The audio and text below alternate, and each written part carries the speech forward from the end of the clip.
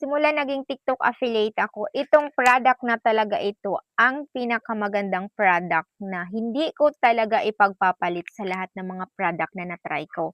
Bakit? Kasi guys, di mo akalain na pinapang-freebie lang talaga ito sa mga product na pinapadala sa atin ng seller. Pero ang totoo, napakaganda ng product na ito.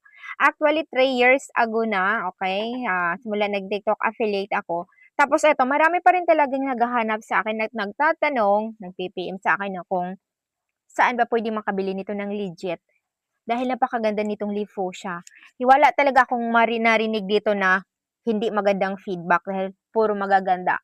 Ito is pinaka-highly rate ko talaga sa mga teenager, lalo na yung mga laging nagpupuyat sa mga estudyante, pero kapag walang pasok ngayon, siyempre yung mga nagsisimula pala talaga nagkaroon sila ng mga pimples, mga acne, grabe guys.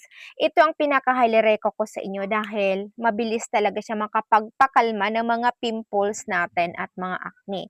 Kagaya ko sa mga nakakilala talaga sa akin, oo nga pala, at isa pang rason kung bakit pinasok ko ang pagiging TikTok affiliate, hindi dahil kumita ng pera, bonus na lang talaga kasi yung pera na yon sa mga natutunan natin dito sa TikTok.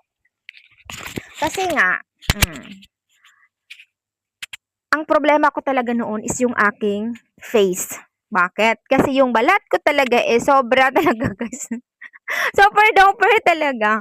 Ang acne ko, ang baging oily skin ko, at pagiging, grabe yung mga pimples ko.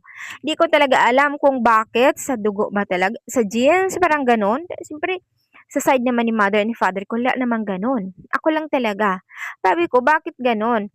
Siyempre, dahil nga pala, sa totoo lang, hindi pala kasi natin alam kung paano alagaan yung ating skin, and then hindi natin kasi alam yung skin types natin at mga products na swak talaga sa ating skin types.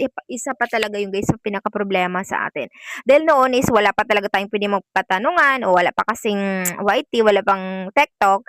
Kaya kung ano yung makikita natin sa TV, advertise, mga ganon, yun lang. Tapos itatry, pag may makita na namang bago, itatry naman ulit. Hindi kasi natin pinagpahinga yung ating balat. Kaya yun ang nangyari sa akin noon. Parang nadadala na ako sa hype. Sa edad kasi ng mga ganyan. Siyempre nagdadalaga tayo kung ano makikita natin, ganon. Pero eto, nung pinasok ko ng pagiging TikTok affiliate, 2022 talaga, 3 to 45, okay? Hindi dito ba? Wait, 2023 pala talaga ako nag-focus na talaga sa pagiging TikTok affiliate, paggawa-gawa ko. Yung sa akin lang sana libangan-libangan. Medyo mahaba tong video ko guys, libangan-libangan lang. Pero habang tumatagal, medyo nagiging ano na talaga ako, nagiging obsessed na ako sa mga skincare products, sa mga